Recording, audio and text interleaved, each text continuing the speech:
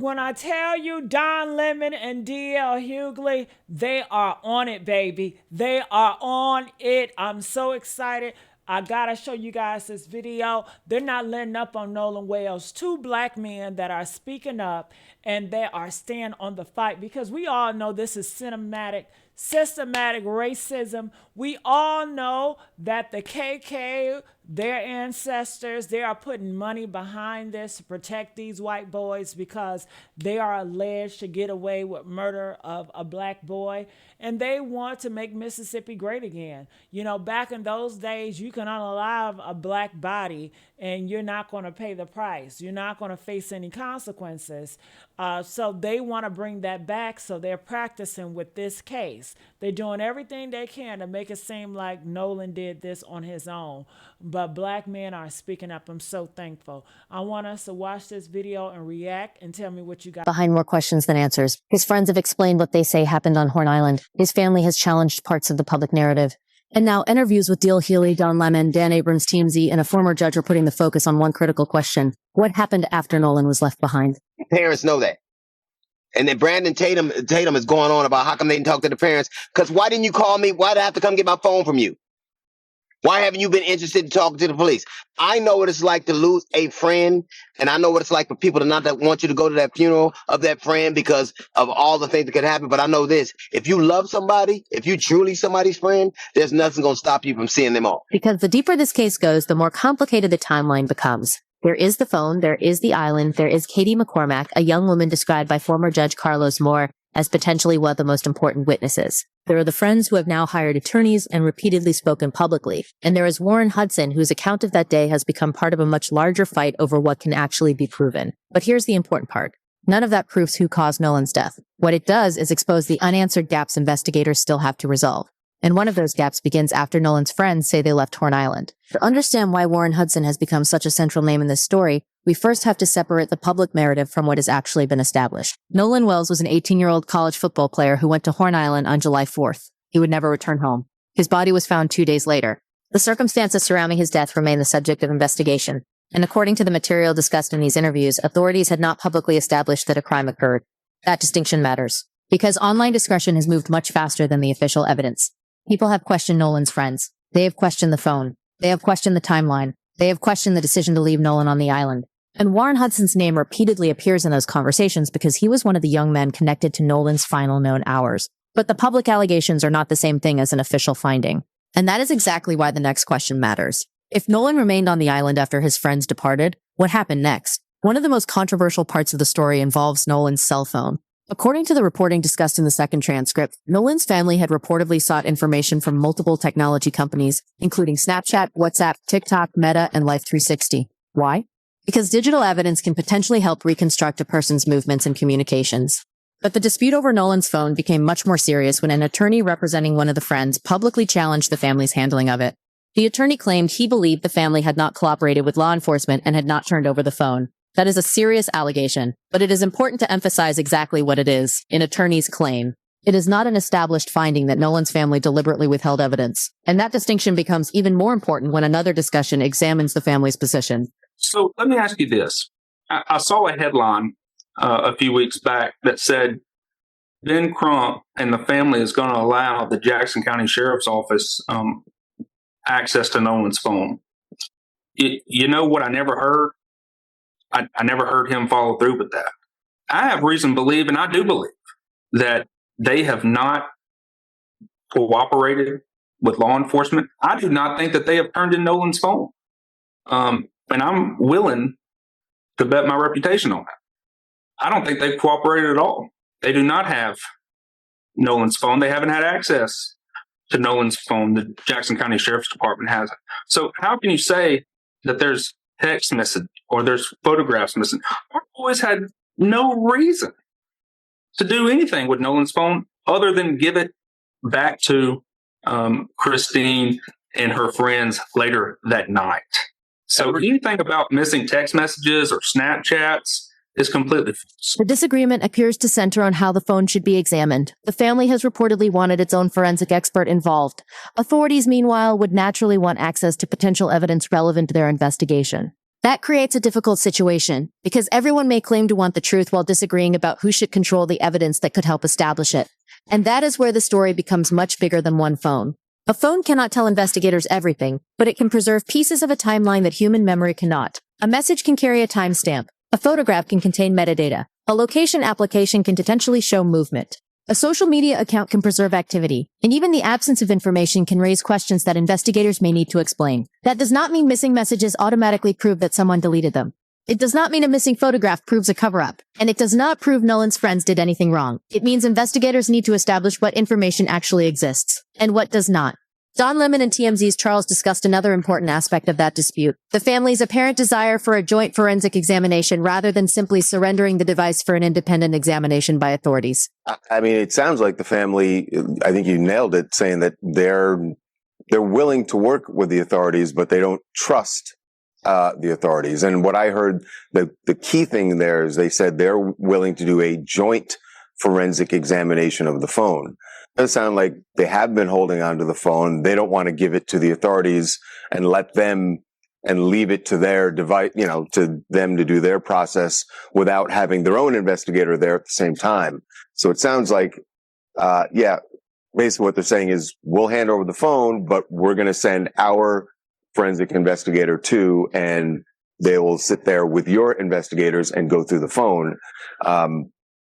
But it doesn't sound like they're willing to just hand over the phone and let the authorities. That distinction is critical because if the phone ultimately becomes evidence, the question will not simply be who had it.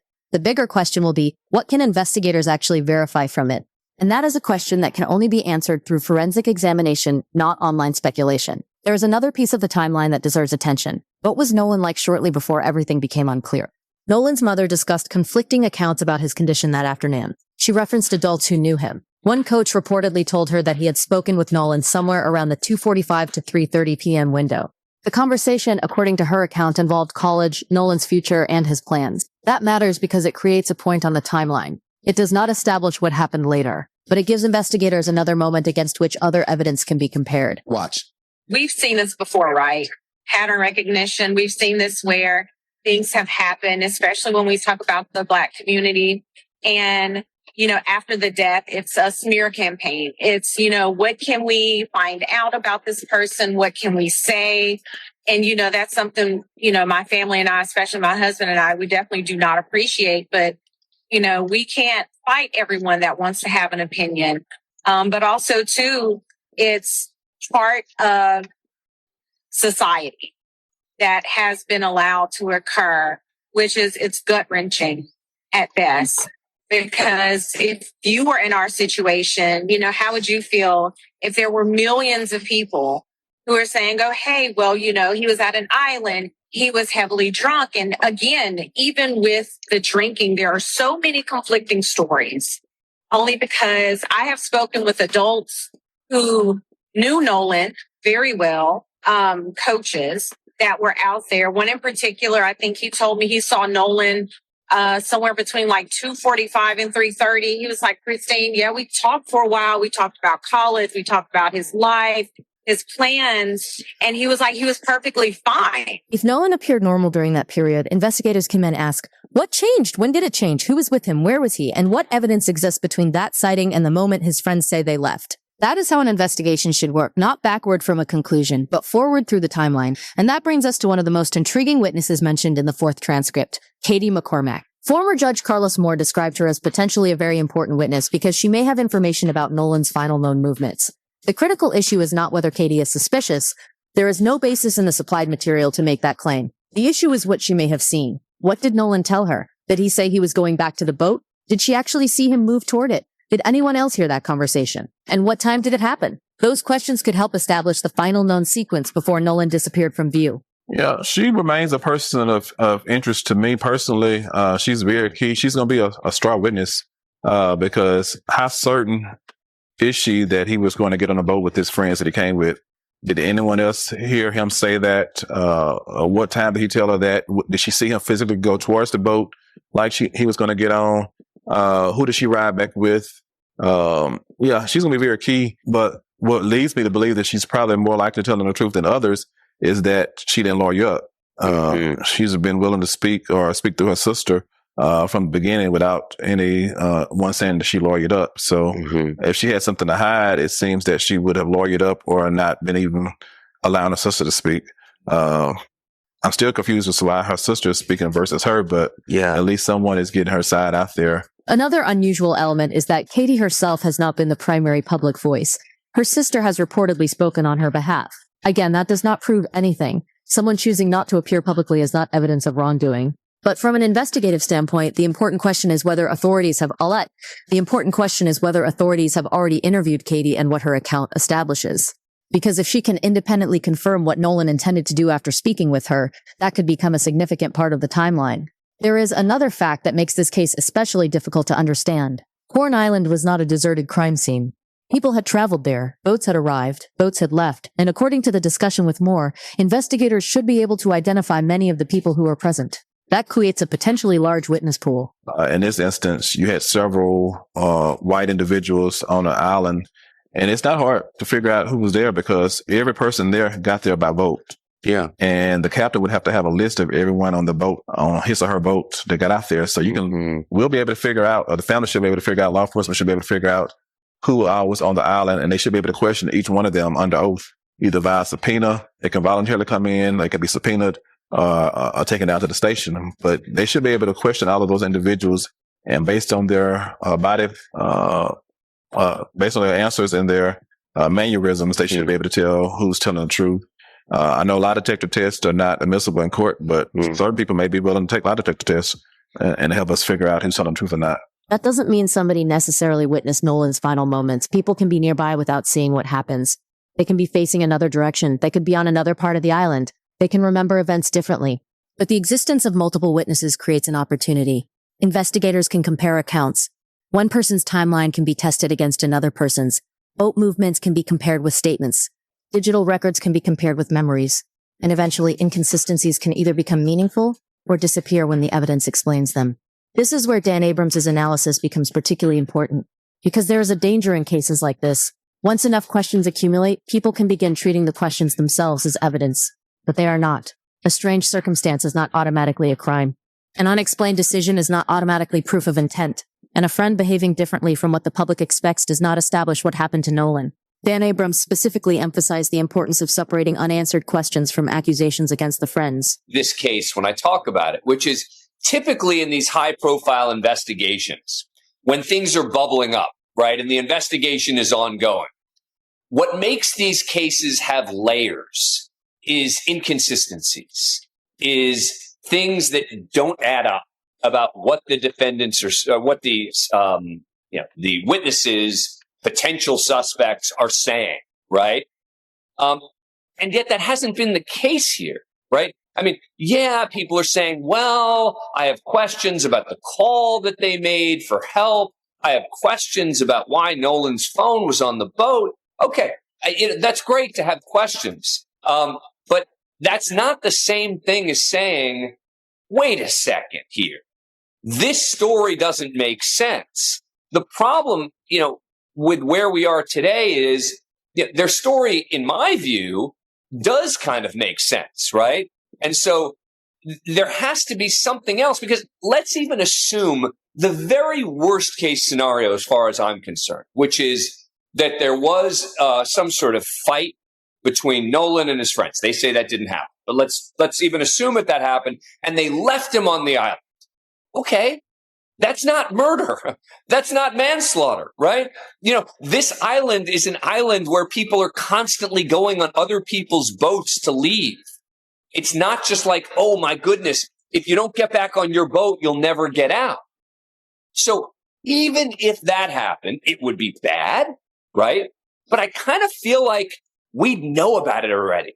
Meaning there were so many different people who were involved in this group. There would be, 3 people saying, yeah, those 2 guys didn't want to let him back on the boat. And we haven't heard that.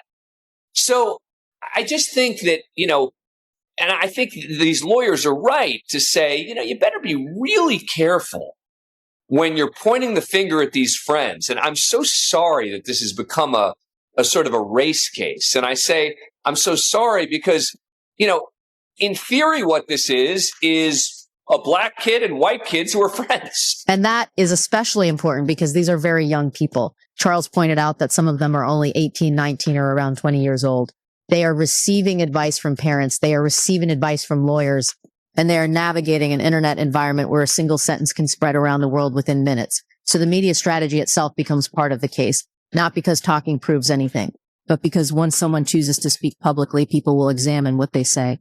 And while the friends have defended themselves publicly, Nolan's family has been dealing with something fundamentally different. They lost a son. And according to Nolan's mother, the family has also had to watch the public debate his character. Questions about alcohol, questions about drugs, questions about his behavior, questions about who he was with.